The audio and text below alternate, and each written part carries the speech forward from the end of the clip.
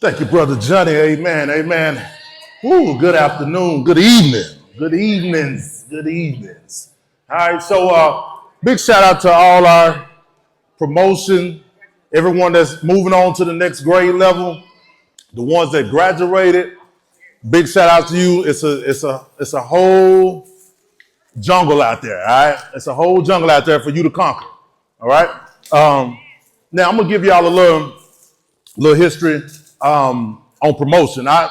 My teacher loved me so much, she wanted me back in first grade. She wanted me back in first grade one more time because she liked me. All right, I was a teacher favorite. She liked me, and I was probably the only one that ever flunked Sabbath school. So don't worry about it. If you repeating, it means somebody just like you real well. All right, that's all that is. So don't let nobody tell you anything different. So. But I'm real passionate about education. I'm passionate about the youth.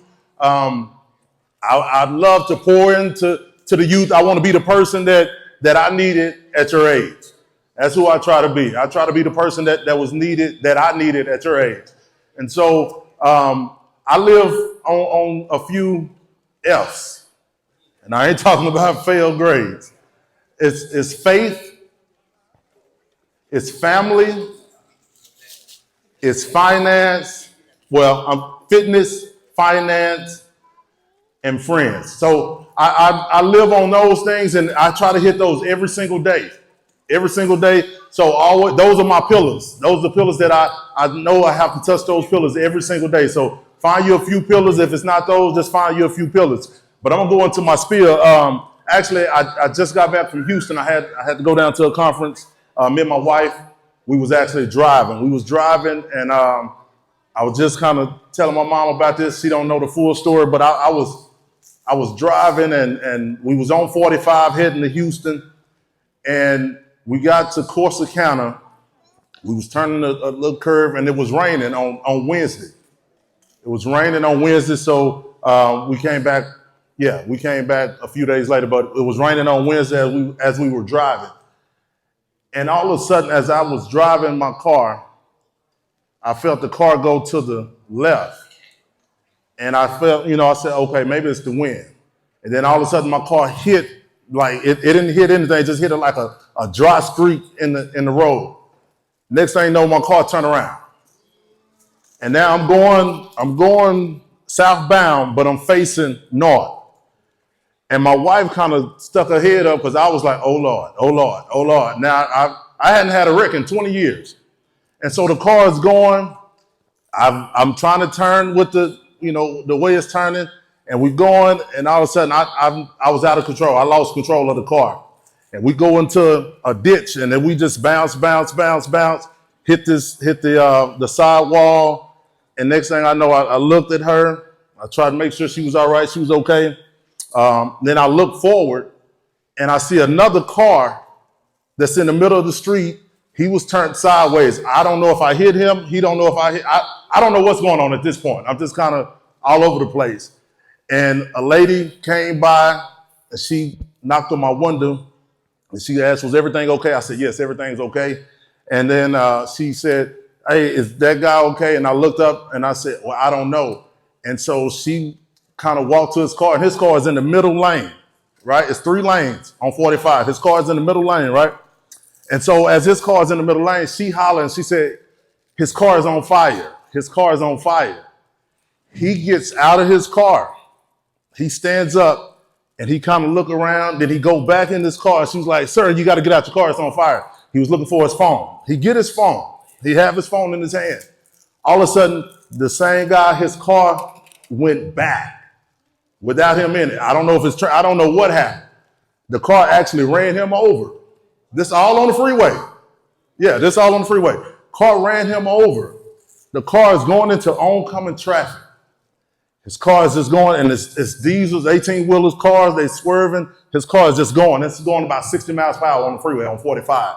And it goes and it hit in the grass, and it goes and it hit a side fence, and it hits a pole, fire going everywhere. And I'm sitting there like, all this happened in a matter of seconds, like less than a minute, all this was going on. And I'm looking like, I cannot make this up. The state trooper came, he was knocking on my door. And as he was knocking on my door, my phone had started to ring.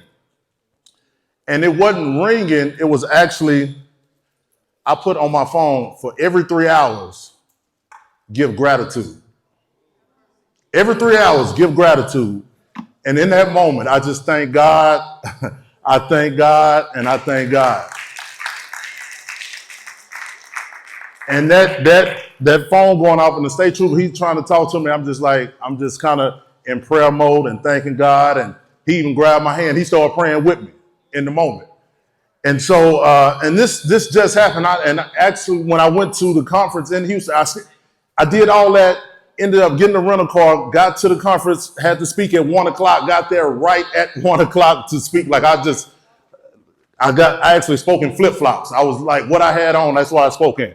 And so the principle of that story is you have to have gratitude. You have to give thanks. In the midst of, I don't care how crazy it may get as a student, because it's going to get crazy. I don't care how crazy it get, parents dealing with your child. You got to have something to give thanks for. So you got to give thanks any type of way. Any situation, you got to give thanks. So, ladies and gentlemen, I want you to take that with you. And then this is the other thing. I'm gonna speak on education, but it's more to my babies. I grew up around here, and I dealt with a lot of, I'm not gonna say bullies, I just dealt with a lot of hardcore gangsters and thugs and some criminals and all that. And some of them turned their life around at this point. And but I just remember growing up, it was some guys used to get into some things, and they ended up doing about 25 years in the penitentiary, in jail, well, in the pen.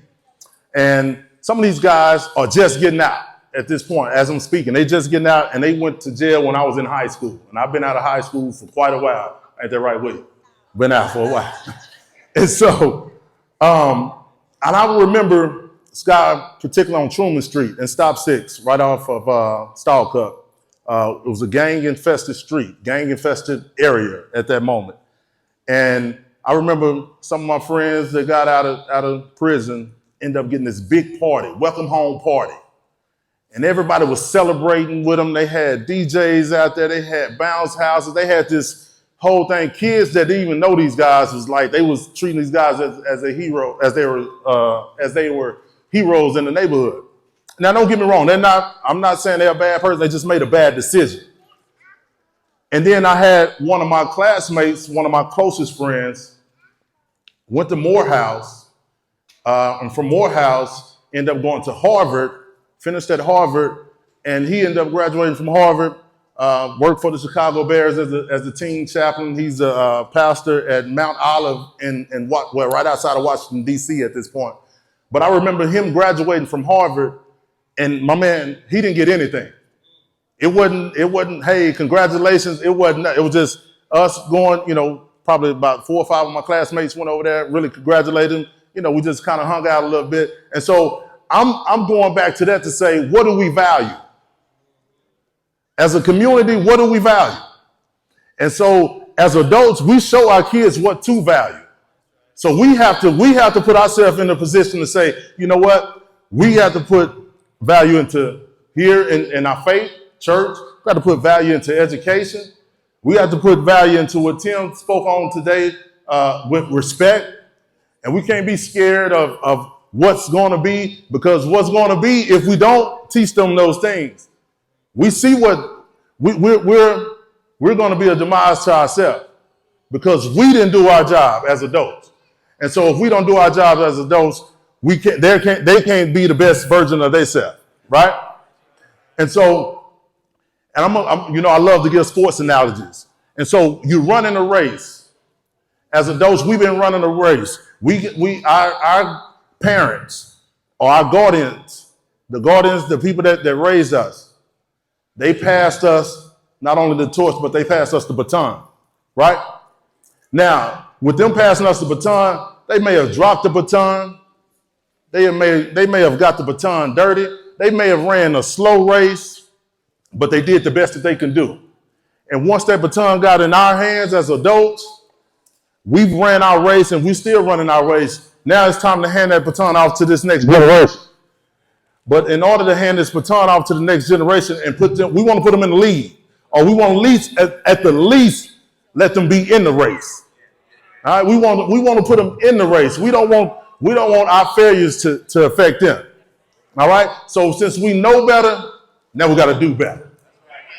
Again, since we know better, now we have to do better. Now technology has came and it's helped us, but I think technology is taking away the critical thinking skills.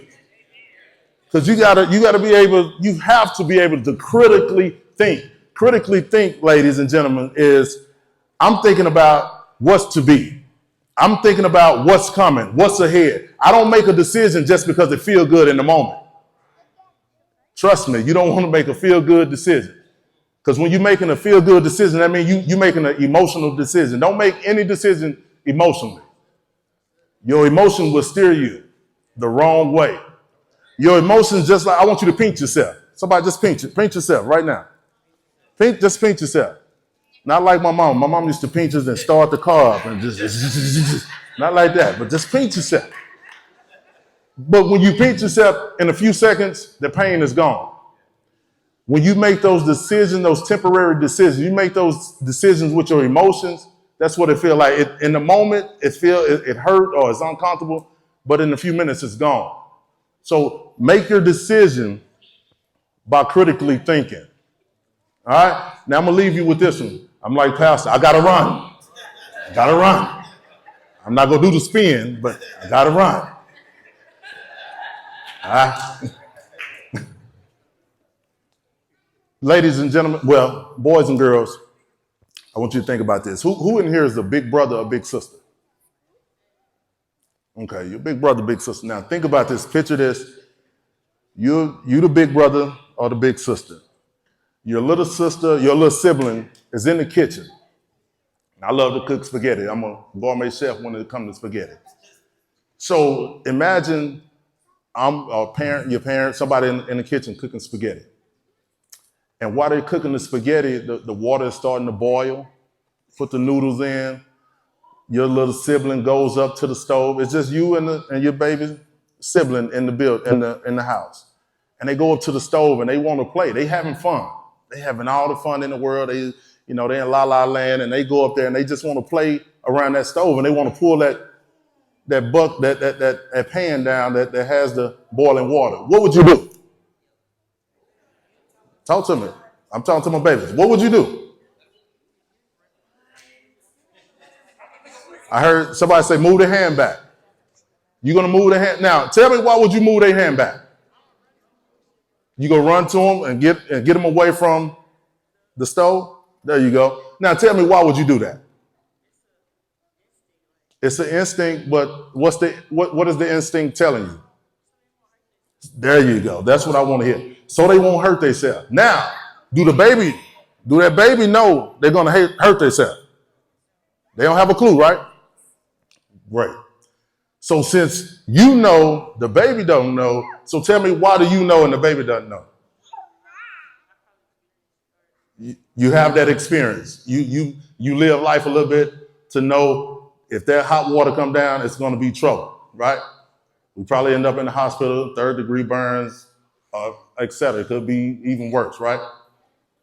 Now I want you to take that same information and you look at your parents, your grandparents. You look at the trusted adults in your life. When they're telling you to do things and they instructing you how to go about life, think about that baby. You're the baby, and that adult is stopping you from hurting yourself. All right, so you're having fun. You going through life. You can't forecast what's going to happen in the future. We're not psychic, but we live life just a little bit longer. We know the experience. We know what's coming ahead or what could come ahead. So I say that to say, listen to a trusted adult. Listen to your parents. They're not going to lead you astray, even though you may be having fun, even though you may think it's lame and mom don't know or daddy don't know, granny don't know. Trust me, they're saving you from something that's going to harm you. All right? I'm going to leave you with that. I want you to repeat after me. Be ready. Stay ready. Already. All right, now I want to hear that energy. I want to hear all that energy. Like where Hawkins at? I want like Brother Hawkins. Brother Hawkins got the energy of a kindergarten teacher. I love it. He be jumping and getting it, and I know it. I love it. But I want that energy just like that. All right, come on. One more time. Be ready. Be ready. Stay ready. Already. It's me, Ted T. I'm out. I appreciate you guys. Yes, sir.